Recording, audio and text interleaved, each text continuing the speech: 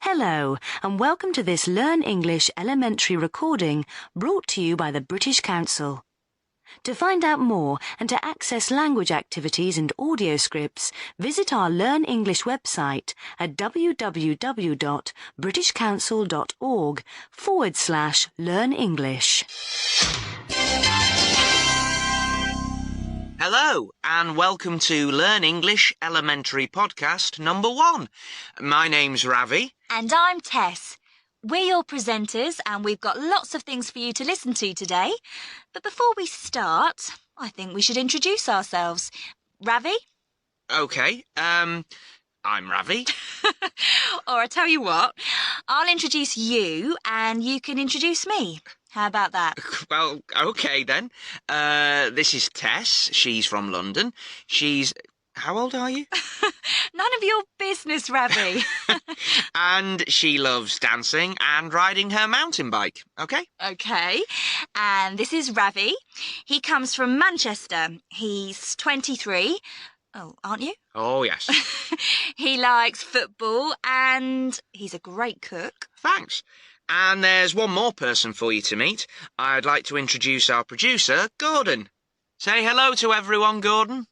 Hello. Pleased to meet you. Hi, Gordon. And how are you today? Very well, thank you, Tess. Good. We'll speak to Gordon again later in the show, but now it's time to get on with our programme. We've got an excellent show for you today, and let's start with our first section called I'd Like to Meet. We ask people a simple question. Which famous person, dead or alive, would you like to meet? And of course, we ask them to explain why. Our guest today on I'd Like to Meet is Zara Heller from Bristol. Hello, Zara, and welcome to the show. Hello. Hi, Zara. And what do you do, Zara? I'm a student. I'm in my last year at school. I'm 16. Right. Now, let's ask the question. So, Zara, which famous person, dead or alive, would you like to meet? I'd like to meet Angelina Jolie. Angelina Jolie? Great, good choice. Tell us a bit about her. She's an American film actress. She was in Tomb Raider, and she's an ambassador for the United Nations too. And why did you choose her to talk about today? Well, because I really admire her. She's a famous film star with a lot of money and a famous celebrity film star husband. But she really cares about helping people, and she uses her money and her fame to help children and people who are very poor or have a difficult life. I saw a film about her on MTV, the music channel. It was a video diary of her visiting Africa and talking about how to stop poverty. And they were really simple things. And I thought it was really cool because MTV doesn't usually show programs like that. It's usually just music videos and things. But because she's famous and beautiful, then people want to see her so she can get a lot of attention for the things that she wants to change. Yeah. Do you like her films? Do you think she's a good actress? Yes, I do. I don't think she's a great actress, but she's a good actress. And she's so beautiful that you just want to look at her all the time. Yeah. I think she's one of the most beautiful women in the world. I love watching her. I love all her films. And what would you like to talk to her about, Zara? I'd like to talk about her trips to different places all around the world, and about Hollywood and her family, and about what people like me can do to help poor children. Well, thank you very much, Zara. That was really interesting. Personally, I'd like to talk to her about her husband, Brad Pitt. I think he's gorgeous. OK, Tess, calm down. For all of you listening, we'd like to hear from you. Which famous person, dead or alive, would you like to meet, and why? Email us at learnenglishpodcast@britishcouncil.org. That's learnenglishpodcast, all one word, at britishcouncil, all one word, .org. That's O-R-G. Let us know which famous person you would like to meet and why. OK, now it's quiz time. Every week we'll have a little quiz to get you thinking. This week it's the 10-second quiz. It's very easy. We give you a topic and you give as many answers as you can in 10 seconds. Our two players today are Daniel. Daniel's 16 and comes from London. Hello, Daniel. Hi. And Alice. Alice is also 16 and she comes from Liverpool. Hi, Alice. Hello. Do you both know what to do? Mm-hmm. OK. We give you a topic and you have to write down all the words you can think of. For example, we say bathroom and you write a list. Bath, soap, shampoo and so on. As quick as you can. Got the idea? Yeah. Good. OK, let's play. You've got 10 seconds to write down things you can find in a kitchen. OK? So, for example, you could say microwave oven. OK? Things you can find in a kitchen. Go!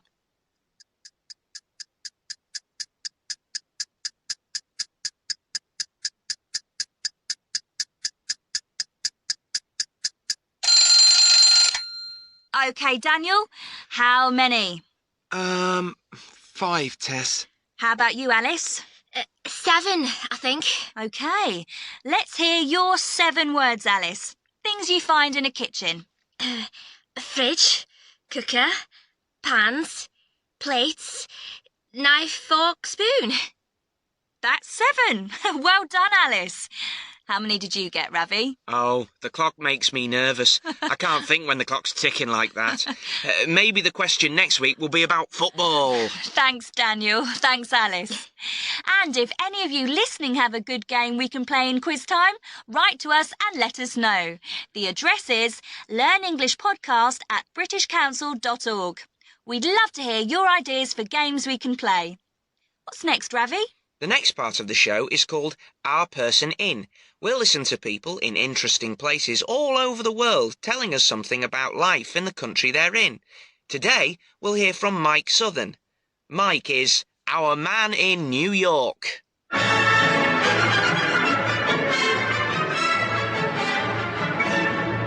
New York.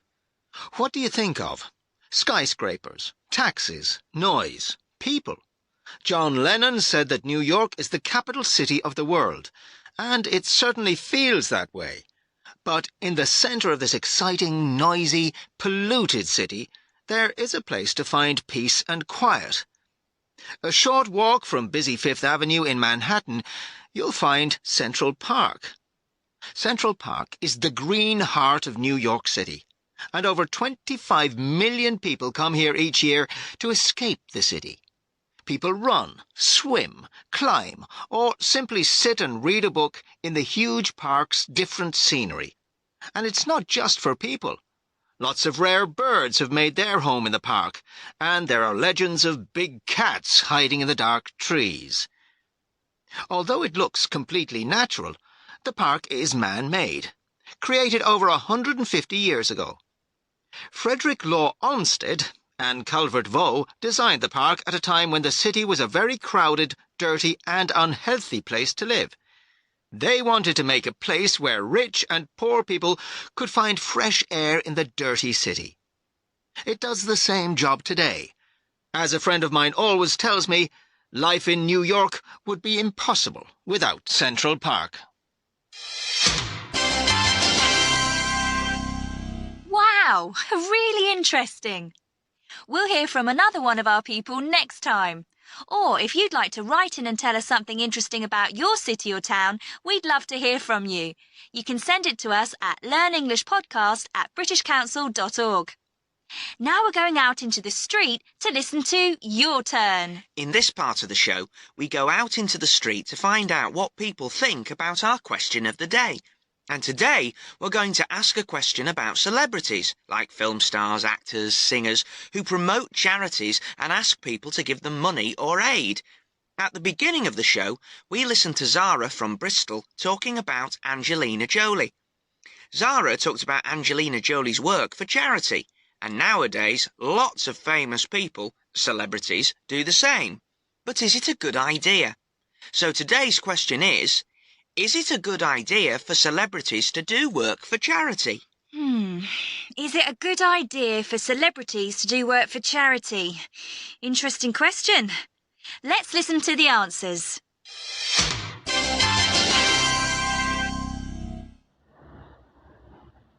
I think it's a good thing.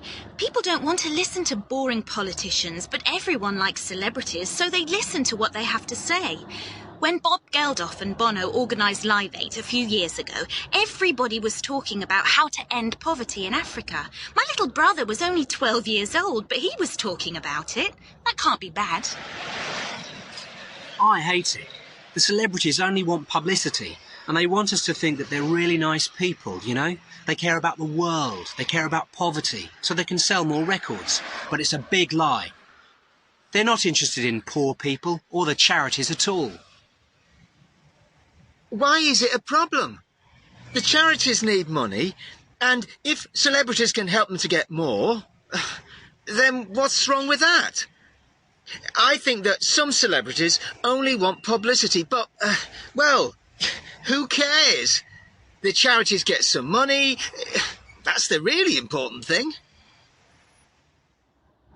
Well, if you think, for example, Angelina Jolie or George Clooney is really cool, then you want to do the same things that they do. So you might give to charity too because you want to copy your favourite star. I think it's a good thing. Helping people is cool nowadays. I think the celebrities do it because they copy other celebrities. Everyone's doing it nowadays. It's the fashion to do work for charity. I hate it. These film stars make millions of dollars for a film and live in houses that cost millions of dollars and travel in private planes and stay in expensive hotels, and then they go and visit some poor people. It's ridiculous. OK, some interesting answers there. Do you have an opinion about this question? We'd love to know what you think. Is it a good idea for celebrities to do work for charity? Or do you have an idea for a question that we could ask on your turn? Send us an email at learnenglishpodcast@britishcouncil.org and we can take your question into the street. OK, now it's time to meet Carolina. Carolina is from Venezuela and she's visiting Britain for the first time. It's a big adventure for her. She's going to live, study, and she hopes have a good time here in the UK. And we're going with her. Carolina's going to study in Newcastle in the northeast of England. She speaks very good English, but this is her first visit to Britain, so some things are very strange for her. We're going to follow Carolina in our podcasts and listen to some of the conversations that she has in lots of different situations. Today, we're going to hear what happened when she first arrived in Britain from Venezuela. Here's Carolina at Heathrow Airport in London. Let's listen to her conversation at immigration control. Excuse me, am I in the right line for immigration? I don't know, dear. It depends. What nationality are you? Venezuelan. No, this queue's for British and European Union members. You need to go over there, where it says other passport holders. Can you see? Oh, yes. Okay, thank you. Good evening. Good evening. Where have you travelled from today? From Venezuela, from Caracas. Can I see your passport, please? Mm-hmm. Thank you.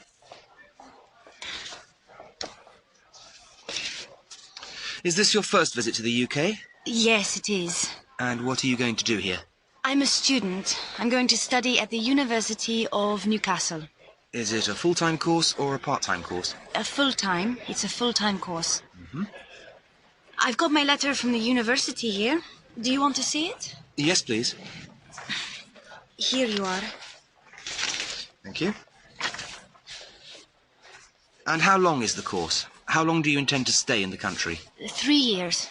3 years. Mm-hmm. Yes, that's right. Do you intend to work in this country? Oh, no, I'm not going to work. Well, maybe in the university holidays, but the British Embassy in Caracas said that was okay. Yes, that's correct. Students can work in the holidays. Is everything okay? Yes, everything seems to be in order. I just need to stamp your passport. Mm-hmm. With today's date. Here you are. Oh. Passport and letter. Thank you. I hope you enjoy your stay. Newcastle's a very nice place. Go down the stairs and turn left to collect your baggage.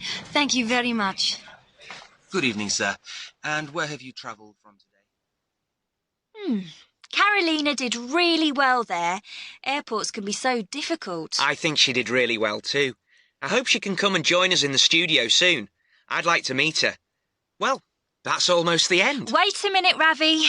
Don't forget Gordon. Gordon? What do you mean? He wants to tell a joke. Oh, no. Don't be horrible. Gordon! Joke time! Come on, Gordon. Are you ready? Yes, I'm here. I hope this is good, Gordon. How long have I got? 1 minute at the most. OK, then. Right. A chicken walks into a library. A chicken? Yeah.